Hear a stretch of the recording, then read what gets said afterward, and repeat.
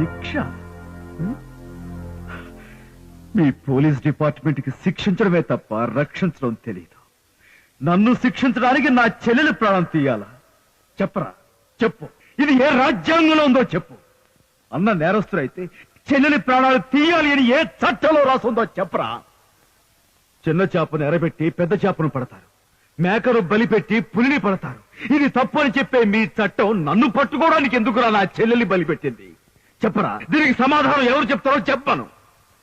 నన్నొక దొంగగా, గూండాగా, హంతకుడిగా, రాక్షసుడిగా చిత్రించిన ఈ సమాజం నేను ఏ లేనివాణ్ణి దోచానో, ఏ అమాయకుడి పైన నా గూండాయిజం చూపించానో, ఏ మంచివాణ్ణి హత్య చేశానో, ఏ ఆడ కూతుర్ని నా రాక్షసత్వానికి బలి చేశానో చెప్పండిరా. ఒక్కరు మీలో ఏ ఒక్కరైనా సరే దీనికి సమాధానం చెప్పండిరా. కమా చెప్పండి.